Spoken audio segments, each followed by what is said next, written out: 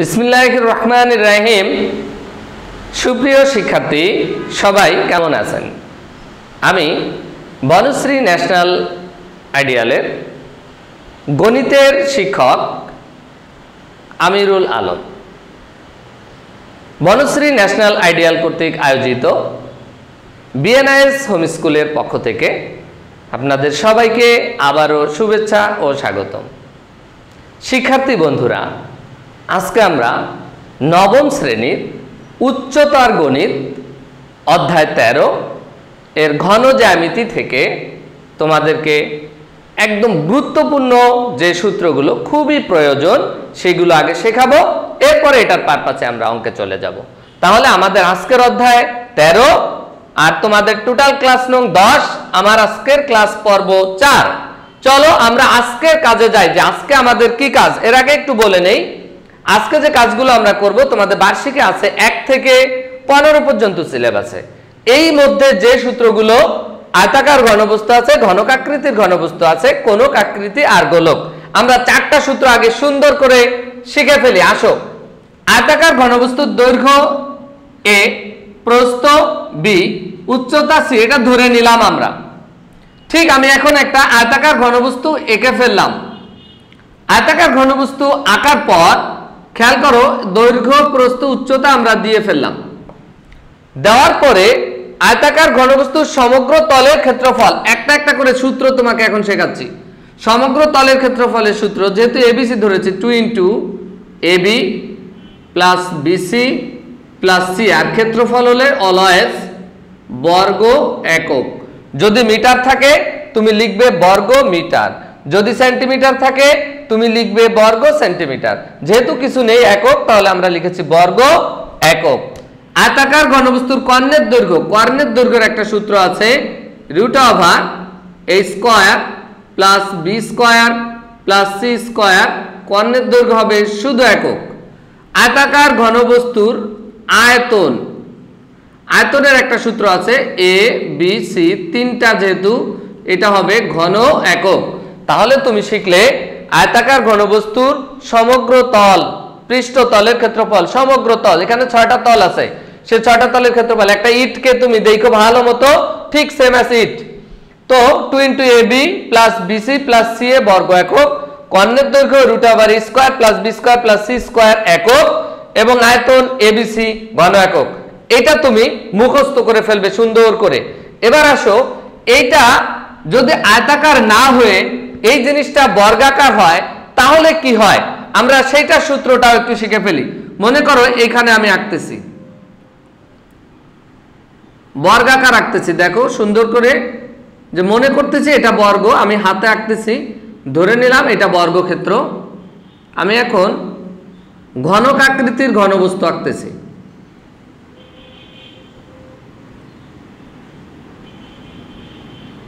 এটা মিশিয়ে দেই, এটা মিশিয়ে দেই, এটা মিশিয়ে দেই, এটা মিশিয়ে দিলাম। তো আমরা ধরে নিলাম এটা সব বাহু সমান। আমি মোটা করে দিয়ে দেখাচ্ছি। এই যে দেখো, আগে ছিল এই জায়গাগুলো, আগের চিত্রটাও আমি রেখে দিয়েছি, কম্পেয়ারিং করো। এই জায়গাগুলো এবিসি ছিল, এই জায়গাগুলো ছিল এ একটা, বি একটা, সি একটা। এখন যেহেতু বর্গাকার বলেছি, তাহলে সব এক, এটাও এ, এটাও এ, এটাও এ, সবগুলোই এ। তো যখন ঘনক আকৃতির, মানে সব বাহু সমান, এটা কিন্তু আর আয়তাকারের মতো না যে দৈর্ঘ্য আলাদা, প্রস্থ আলাদা, উচ্চতা আলাদা। আলাদা হলে এই সূত্রে চলে যাবে, কিন্তু যখন সবগুলো সমান হবে তখন আমরা লিখব ঘনক আকৃতির ঘনবস্তুর, এই নিচেরটার জন্য চলে যাচ্ছি, ঘনক আকৃতির বা ঘনকের বলতে পারো, ঘনক আকৃতির ঘনবস্তুর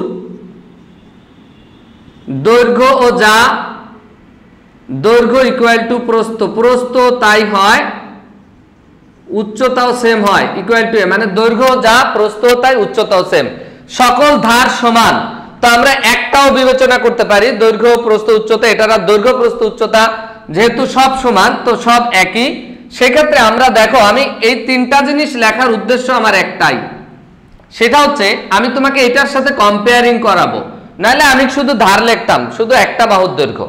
তো এখানে 3টা কেন লিখলাম, দেখো আমার সবই এ।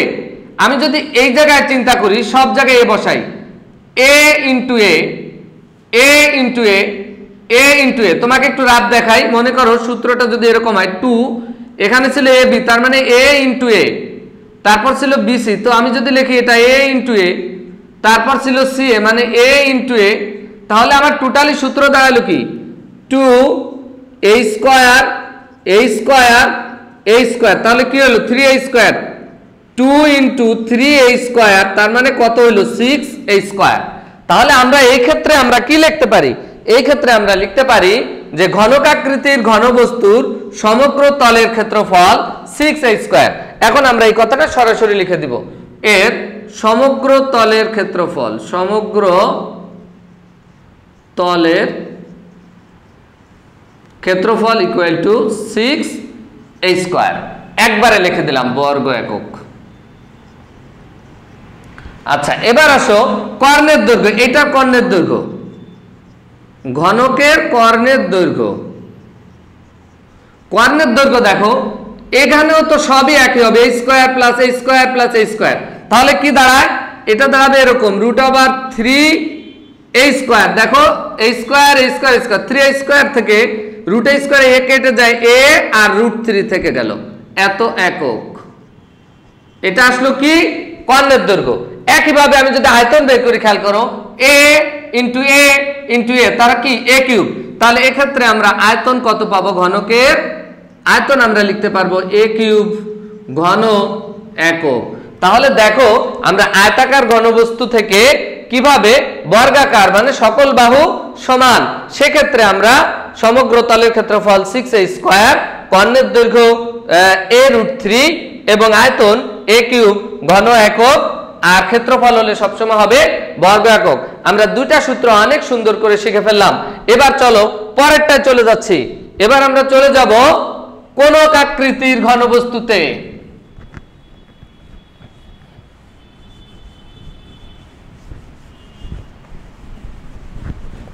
কোনক আকৃতি, তাহলে কোনকটা কেমন তোমাকে এটা সম্পর্কে একটু বেসিক আগে দেই। মনে করো এটা একটা সমকোণী ত্রিভুজ, খেয়াল করো এটা একটা সমকোণী ত্রিভুজের এই অতির্ভুজের নাম দিলাম আমরা এল। আমরা এই যে নিচে যেটা ভূমি এটার নাম দিলাম আমি ইচ্ছা করে আর, আর এই উচ্চতার নাম দিয়ে দিলাম আমি এইচ। এখন যেহেতু এটা সমকোণী ত্রিভুজ, এই কোণটা সমকোণ, তাহলে এখানে আমরা পিথাগোরাসের একটা সূত্র জানি। পিথাগোরাসের সূত্রটা হলো অতির্ভুজ স্কয়ার ইকুয়াল টু লম্ব স্কয়ার প্লাস ভূমি স্কয়ার। এখন খেয়াল করো আমি যদি এই সমকোণী ত্রিভুজটাকে এই লম্ব আর ভূমি অর্থাৎ সমকোণ সংলগ্ন যে দুটা বাহু, সমকোণ সংলগ্ন বাহু মানে হচ্ছে তার সাথে যে দুটা বাহু থাকে, এই দুটা বাহুকে যদি আমি অক্ষ বিবেচনা করে এই ত্রিভুজটাকে ঘুরাই, তাহলে কি হবে, এটা এরকম করে ঘুরবে, এরকম করে আসবে ঘুরালে। তখন দেখো এই পাশটা আমি মিশিয়ে দেই, দেখো একটা কোণক তৈরি হয়ে গেল। দ্যাট ইজ সমকোণী ত্রিভুজকে আমরা এর বৃহত্তর বাহু চতুর্দিকে ঘুরাইলাম, তাই তো। এই ক্ষেত্রে তাহলে এল কত আসলো, √r² প্লাস এইচ স্কয়ার।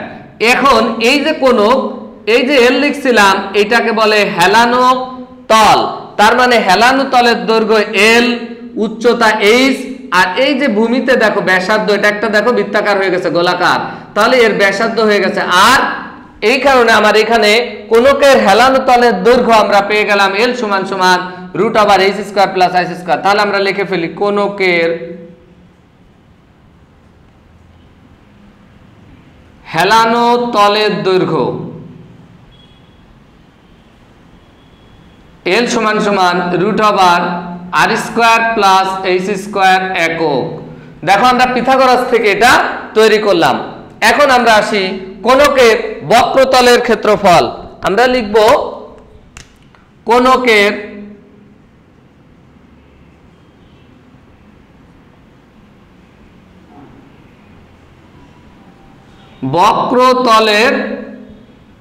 বক্রতলের ক্ষেত্রফলের সূত্র হচ্ছে পাই আর এল। যেহেতু ক্ষেত্রফল অবশ্যই বর্গ একক লিখবে।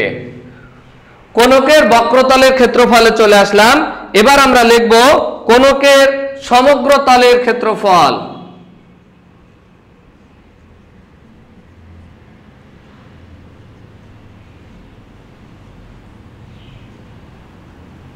সমগ্র তলের ক্ষেত্রফল equal to pi r into l plus r, যেহেতু এটাও ক্ষেত্রফল তাহলে বর্গ একক। এবার আসো কোণকের আয়তন। কোণকের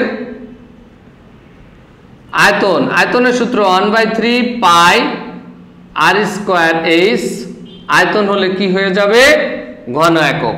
তাহলে দেখো কোণকের ক্ষেত্রে আমরা এখানে হেলানো তলের দৈর্ঘ্য আমরা একটা পেলাম, কোণকের বক্রতলের ক্ষেত্রফল পেলাম, কোণকের সমগ্র তলের ক্ষেত্রফল পেলাম এবং কোণকের আয়তন পেয়ে গেলাম। এখন এই সূত্রগুলো তোমরা খুব সুন্দর করে দেখে নাও। আমরা এখন চলে যাব গোলকে। এরপরে আর একটা সূত্র তোমাদের বাকি থাকলো, তাহলে কোণক হয়ে গেল, আয়তাকার ঘনবস্তু হয়ে গেল, ঘনকাকৃতির ঘনবস্তু হয়ে গেল। এবার চলে যাচ্ছি গোলক। গোলকটা তোমরা বুঝতেই পারছো, গোলকের মধ্যে কি আছে? একটা বৃত্ত। গোলক মানে কি? একটা বৃত্তাকার রাখলাম, এই যে দেখো গোলক। তো এটার মধ্যে কি আছে? ব্যাসার্ধ। ব্যাসার্ধ দেওয়া থাকলে তুমি গোলক আঁকতে পারো, তাই তো? তাহলে গোলকের দুইটা সূত্র, পৃষ্ঠতলের ক্ষেত্রফল আর আয়তন। আমরা সূত্রটা এখানে লিখে দিচ্ছি। গোলকের পৃষ্ঠতলের ক্ষেত্রফল 4 পাই আর স্কয়ার বর্গ একক। যেহেতু ক্ষেত্রফল অবশ্যই বর্গ একক। আরেকটা আমরা লিখব গোলকের আয়তন। গোলকের আয়তন 4 পাই আর স্কয়ার হলো পৃষ্ঠতলের ক্ষেত্রফল, 4/3 পাই আর কিউব, 4/3 পাই আর কিউব ঘন একক। এখন আমি তোমাদেরকে যে কথাগুলো বলবো সেই কাজগুলো তোমরা মুখস্থ করবা। এগুলা এই ব্যাসার্ধ বুঝবা, হেলানো তল বুঝবা, এর উচ্চতা বুঝবা কোনটা। এখানে ব্যাসার্ধ বুঝবা, কারণ এখানে আর দিয়ে কি, আর কি, আর তো কিছু না। এখানে আর কে আমি ব্যাসার্ধ ধরেছি তাই আর, এখানে আমি অন্য কিছু ধরলে সেটা আসবে। এখন ধরা তোমার ডিপেন্ড করবে তোমার ইচ্ছার উপরে। তার মানে তোমার মানগুলো দেওয়া থাকবে এরকম যে হেলানো তল মান বা উচ্চতার মান বা অথবা ব্যাসার্ধ, এরকম মান দেওয়া থাকবে। সেই মানগুলোকে তুমি জেনে বুঝে মুখস্থ করবা। তাহলে তোমাকে এখানে জানতে হবে কে ব্যাসার্ধ, কে হেলানো তল, কে উচ্চতা, এখানে জানতে হবে কে ব্যাসার্ধ। তাহলে তুমি এই সূত্রগুলো একদম টুটস্থ মুখস্থ করে ফেলবা। তারপরে তুমি অঙ্কে যাও, দেখি তোমার কাছে কোন অঙ্ক কঠিন লাগে। আমি বললাম একটা অঙ্ক তোমার কাছে কঠিন লাগবে না। এবার আমি চলে যাব, এটা মুছে একটা অঙ্ক অন্তত করব, তোমাদেরকে করে দেখাবো যে আসলে দেখি অধ্যায়ের অঙ্ক কেমন। চলো আমরা ছোট্ট একটা অঙ্ক করে ফেলি খুব দ্রুত গতিতে। আমরা চলে যাচ্ছি এখন একটা অঙ্কে। তোমার বইয়ের অঙ্কটা হয়তো আমি বইটা বের করেছি কেন, তুমি বই বের করবা, সাথে প্রশ্নটা দেখে নিবা। আমি এখান থেকে জাস্ট বুঝাচ্ছি যে এটা তোমার অনুশীলনী 13 এর। আমি এখন এই যে সূত্রগুলো দেখালাম, 7 নাম্বার অঙ্কটা করব।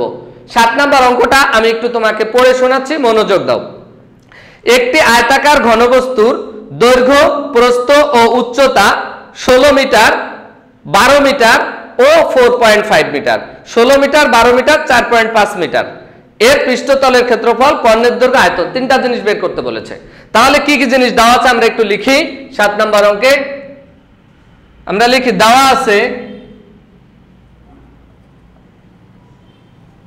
দেওয়া আছে আয়তাকার ঘনবস্তুর দৈর্ঘ্য, আমরা এ ধরে নিলাম, দৈর্ঘ্য a = 16 মিটার। আয়তাকার ঘনবস্তুর প্রস্থ b = 12 মিটার। আয়তাকার ঘনবস্তুর উচ্চতা c = 4.5 মিটার। তো বলেছে এর পৃষ্ঠতলের ক্ষেত্রফল, কর্ণের দৈর্ঘ্য, আয়তন। সুতরাং আমরা লিখে ফেলি, আয়তাকার ঘনবস্তুর পৃষ্ঠতলের ক্ষেত্রফল। একটু আগে সূত্রটা শিখিয়েছি, কি ছিল? 2 * ab + bc + ca। এখানে ছিল বর্গ একক। এখন মান বসিয়ে দাও। 2 * দেখো এর মান 16 * 12 প্লাস b এর মান 12 * 4.5, c এর মান প্লাস 4.5 * এর মান কত? 16 এখন আর বর্গ একক লিখলে হবে না, এখন বর্গমিটার লিখতে হবে, কারণ আমরা এখানে মিটার পেয়েছি এবং মিটারের মান বসিয়েছি। এখন আমরা এগুলোকে ক্যালকুলেশন করব।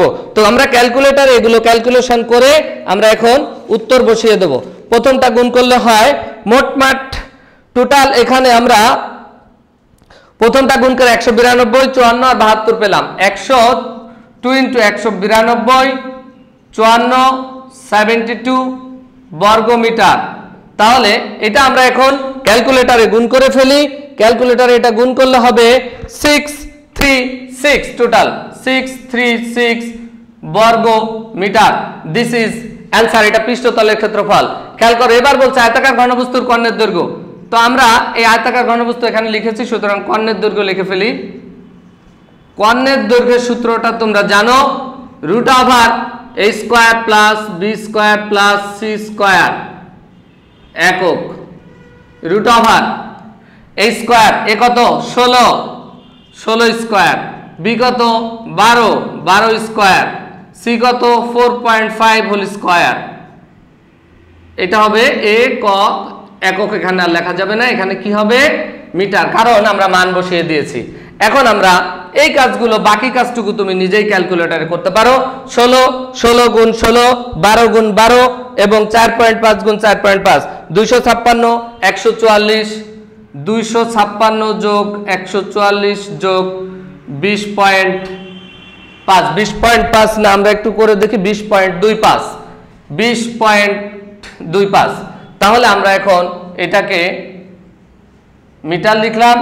এবার আমাদের এটা যোগ করতে হবে। তোমরা যোগটা একটু করে ফেলো সুন্দর করে। যোগ করার পর সেটাকে রুট করবা। 420.25 দ্যাট ইজ 20.5, সম্ভবত ক্যালকুলেটরে আমরা করে দেখি 20.5 মিটার। এটা পেয়ে গেলাম আমরা কর্ণের দৈর্ঘ্য।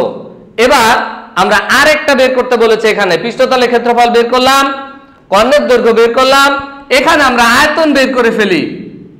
আয়তন, আয়তনের সূত্রটা তোমরা জানো নিশ্চয়ই, ABC ঘন একক।